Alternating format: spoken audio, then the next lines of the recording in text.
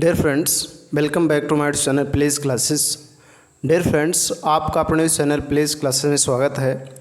आज के video lecture में आप प्रश्नावली 4.1 कक्षा 10 गणित द्विघात समीकरण प्रश्नावली 4.2 के क्वेश्चन नंबर 1 में दिए गए हर एक क्वेश्चंस को सरल करना सीखेंगे। डियर फ्रेंड्स, पिछले वीडियो लेक्चर में आपने प्रश्नावली 4.1 के क्वेश्चन नंबर 1 और क्वेश्चन नंबर 2 को देखा कि किस प्रकार से हम उसमें दिए गए क्वेश्चंस को हल करेंगे। इस वीडियो लेक्चर में आप प्रश्नावली 4.2 के क्वेश्चन नंबर 1 में दिए गए हर एक क्वेश्चंस को हल करना सीखेंगे। तो डियर फ्रेंड्स, क्वेश्चन नंबर 1 क्या कह रहा है? गुणनखंड विधि से निम्न द्विघात समीकरणों के मूल ज्ञात कीजिए। जैसे कि आप ऊपर स्क्रीन पर देख पा रहे होंगे, वहाँ पर लिखकर आ रहा है गुणनखंड विधि से निम्न द्विघात समीकरणों के मूल ज्ञात कीजिए। और इसमें टोटल 5 क्वेश्चंस हैं और हर एक क्वेश्चंस के मूल ज्ञात करना है। चाहे मूल कहें या शून्यक, बात एक ही होता है। द्विघात समीकरण होगा तो 2 शून्यक होंगे, 2 मूल होगा। ठीक है, तो हर एक के मूल्य ज्ञात करना है, लेकिन किस विधि से ज्ञात करना है? गुणनखंड विधि से। किस विधि से? गुणनखंड विधि से। ठीक है, तो सबसे पहला क्वेश्चन देखेंगे। तो यहाँ पहले का पहला क्वेश्चन देख रहे हैं, इसलिए लिख देंगे नंबर 1 और नंबर 1 का पहला और फिर डाल देंगे हल। ठीक है, हल डालने के बाद जो समीकरण दिया उसको लिखेंगे। तो समीकरण दिया है x² - 3x - 10 = 0।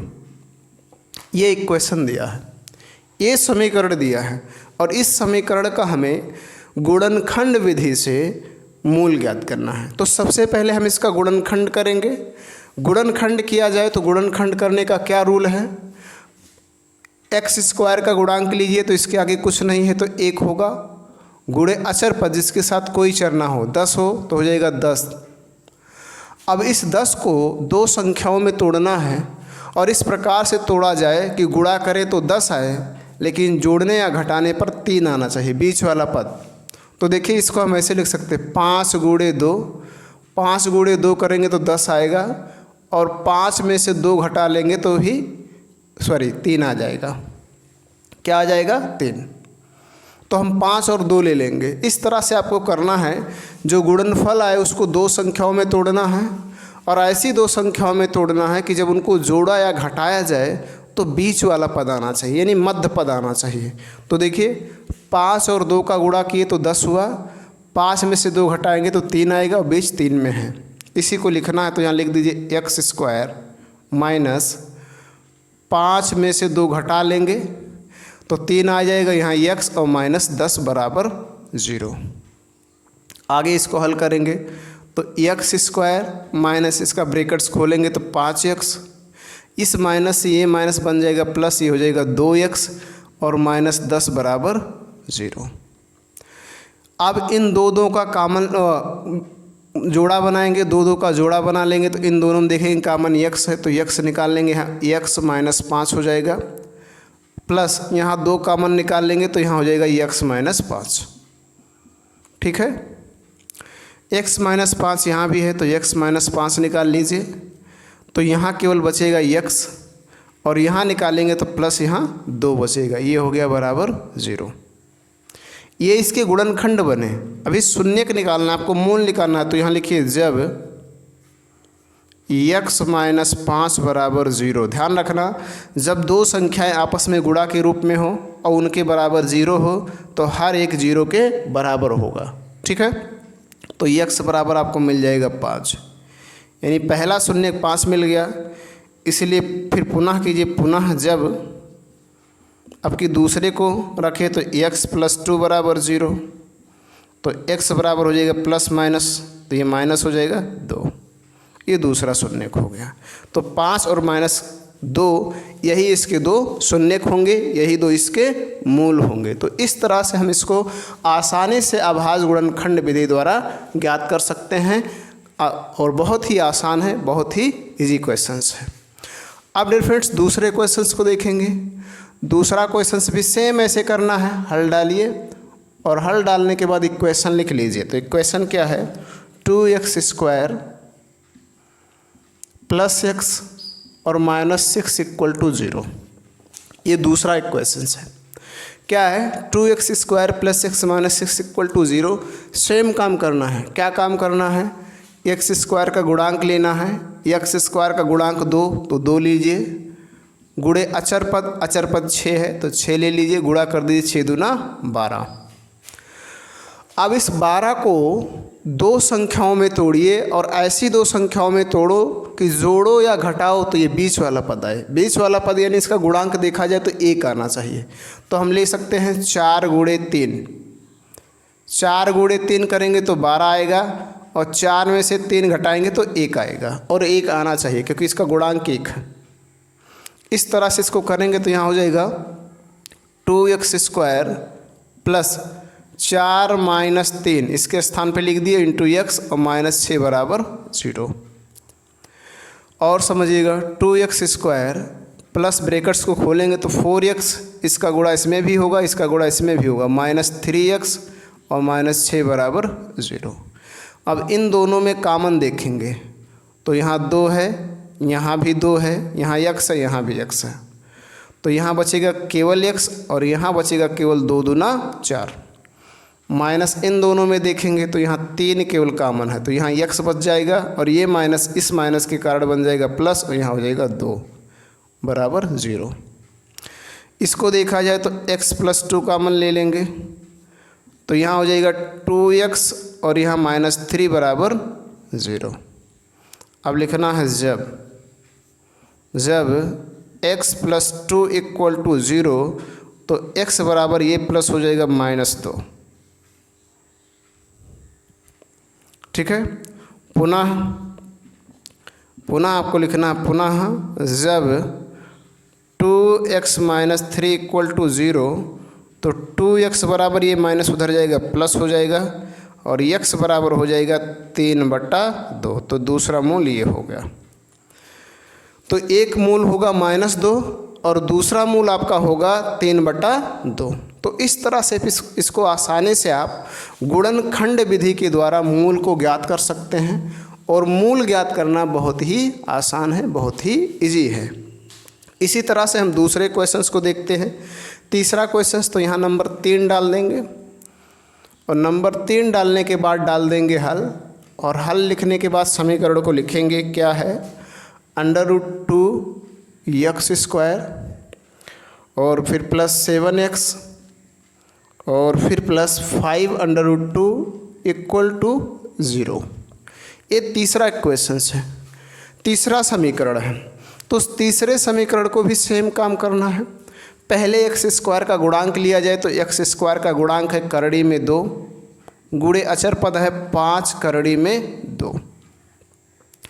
इन दोनों का गुणा करेंगे तो 5 और करड़ी में 2 गुणे करड़ी में 2 ये बन जाएगा 2 और ये 5 दूना हो जाएगा 10। अब हमें दो संख्याएं लेना है, गुणा करें तो 10 आए, जोड़ने या घटाने पर 100 आता है। तो देखो 5 गुणे 2 10 होता है और 5 और 2 को हम जोड़ लेंगे तो क्या बन जाएगा 7। तो इसी में इसको तोड़ देना। तो यहाँ लिख देना है करड़ी में 2x² और प्लस इसके स्थान पर लिख देना 2 + 5 और यहाँ पर x और +5 करड़ी में 2 बराबर 0। ठीक, आगे समझिएगा। ऐसे और आगे कीजिए। इसके ब्रैकेट्स को खोला जाए तो ये जाएगा करड़ी में 2x² और प्लस ये हो जाएगा 2x और प्लस ये हो जाएगा 5x और प्लस ये हो जाएगा 5 करड़ी में 2 बराबर के 0। अब इन दोनों में कॉमन देखेंगे तो इन दोनों में कॉमन देखा जाए तो ध्यान रखिएगा हम 2 बराबर लिख सकते हैं करड़ी में 2 गुणे करड़ी में 2 बराबर करड़ी में 2 गुणे करड़ी में 2 लिख सकते हैं। ठीक है, क्योंकि जब इनका गुणा होगा तो करड़ी समाप्त हो जाएगी, फिर से 2 आ जाएगा। तो यहाँ पर अगर हम करड़ी में 2 और x कॉमन ले लें तो यहाँ केवल बचेगा x प्लस यहाँ देखिए करड़ी में 2 गुणे करड़ी में 2 है तो 1 करड़ी में 2 बच जाएगा प्लस। अब इसमें देखिए इसमें क्या कॉमन है तो प्लस लगाएंगे, इसमें 5 है, इसमें भी 5 है तो 5 निकाल लीजिए तो यहाँ पर बचेगा x प्लस करड़ी में 2 और बराबर के 0। अब अगर इनको ध्यान से देखेंगे तो यहाँ भी x प्लस करड़ी में 2 है और यहाँ भी x प्लस करड़ी में 2 है। तो x प्लस करड़ी में 2 निकाल लें, x प्लस करड़ी में 2, तो यहाँ देखिए बचेगा करड़ी में 2x और यहाँ बचेगा प्लस 5, तो 5 लिख देंगे बराबर 0। अब यहाँ लिखेंगे पुनः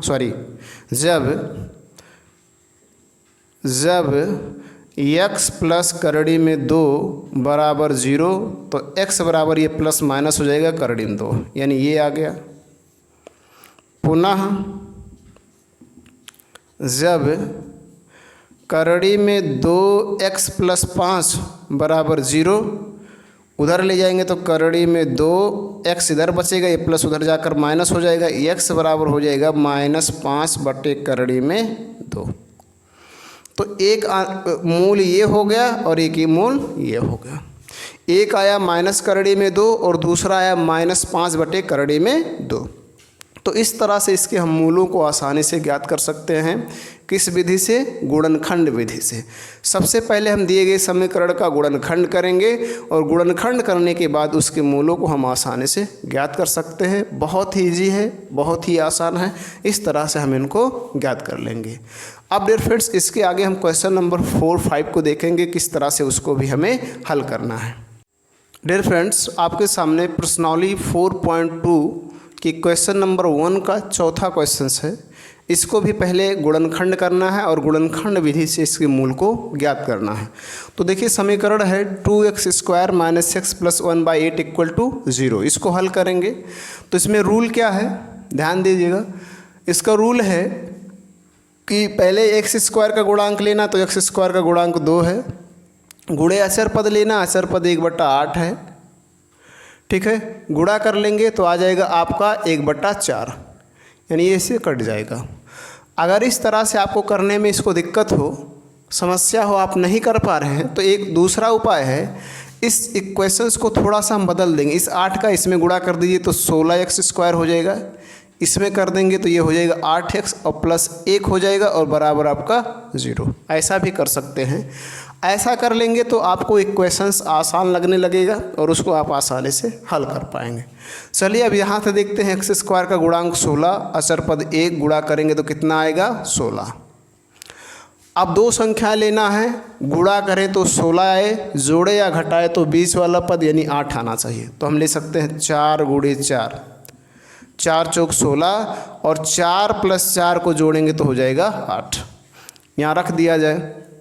अब देखिएगा ध्यान से, 16x² माइनस ब्रैकेट में 4 + 4 लिख देंगे 8 हो जाएगा, इंटू x + 1 बराबर 0। और इसको सरल करेंगे 16x² माइनस 4x, ये माइनस ए प्लस को कर देगा -4x और +1 = 0। इन दोनों में कॉमन देखा जाए तो 4 है, x है, तो यहाँ हो जाएगा 4x और यहाँ हो जाएगा -1, और यहाँ देखा जाए तो -1 है तो 4x - 1 और = 0। आगे देखिए 4x - 1 कॉमन ले लीजिए तो यहाँ हो जाएगा 4x - 1 बराबर 0। अब रखिए जब 4x - 1 = 0, तो 4x बराबर ये माइनस उधर प्लस हो जाएगा और x बराबर आपको मिल जाएगा 1/4। ये मिला पहला मूल, ठीक। यहाँ लिख दीजिए पुनः जब 4x - 1 = 0, तो 4x बराबर 1 मिल जाएगा और x बराबर मिल जाएगा 1/4, यानी दूसरा मूल भी आपको 1/4 मिल गया। तो इस तरह से हम इसको गुणनखंड विधि द्वारा आसानी से ज्ञात कर सकते हैं। अब हम 5वें क्वेश्चन को देखेंगे। 5वां क्वेश्चन हल डाल देंगे और हल डालने के बाद इक्वेशन लिखेंगे। क्या है, 100x² फिर -20x और +1 = 0। इसको देखा जाए, सबसे पहले x² का गुणांक हमेशा लेना है, जिसका घात 2 रहेगा उसका गुणांक लेना है। तो कितना है 100 और गुणे अचर पद जिसके साथ कोई चर नहीं होगा तो 1 है, गुणा करेंगे तो 100 आएगा, ठीक। दो संख्याएं लेना है, उनका गुणा करने पर 100 आए यानी 100, और जोड़ने या घटाने पर बीच वाला पद यानी 20 आना चाहिए, 20 आना चाहिए। तो हम ले सकते हैं 10 गुणे 10, 10 गुणे 10 करेंगे तो 100 यानी 100 आ जाएगा, और 10 को जोड़ेंगे तो आपको मिल जाएगा 20। तो यहाँ कर दीजिए 100x² माइनस 10 प्लस 10, तो ये 20 हो जाएगा, into x plus 1 equal to 0। खोला जाए इसको और तो ये हो जाएगा 100x² माइनस ये हो जाएगा 10x, इस माइनस से प्लस भी माइनस हो जाएगा 10x, और प्लस 1 इक्वल टू 0। इन दोनों में कॉमन देखा जाए तो 10 है, x है, तो यहाँ 10 दहाई 100 और x माइनस 1 हो जाएगा। यहाँ माइनस 1 निकाल लेंगे तो यहाँ भी 10x माइनस 1 हो जाएगा। ठीक है, अब देखिएगा यहाँ 10x माइनस 1 निकालेंगे तो यहाँ बचेगा 10x और यहाँ बचेगा -1 बराबर आपका 0। लिखना जब 10x माइनस 1 इक्वल टू 0 तो 10x बराबर 1 आ गया और x बराबर आ जाएगा 1/10, 1/10। फिर यहाँ लिखना पुनः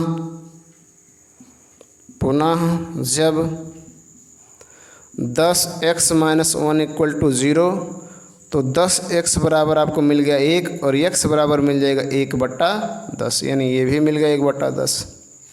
तो दोनों मूल इसके 1/10 होंगे और इसके दोनों मूल 1/4 1/4 होंगे। तो इस तरह से आप दिए गए क्वेश्चंस 1 में 5 क्वेश्चंस हैं और उन 5 क्वेश्चनों को आपको आभाज्य गुणनखंड विधि द्वारा मूल ज्ञात करना है। तो इस तरह से उनका गुणनखंड करने के बाद मूल आप आसानी से ज्ञात कर सकते हैं। डियर फ्रेंड्स, मैं उम्मीद करता हूं कि वैसे अनेकों हज़ारों लाखों क्वेश्चंस के गुणनखंड विधि द्वारा मूल ज्ञात कर पाएंगे और कर ले जाएंगे। फिर भी यदि आपको कहीं किसी प्रकार का कोई डाउट है तो कमेंट बॉक्स में ज़रूर लिखें। आज के वीडियो लेक्चर में इतना ही। धन्यवाद।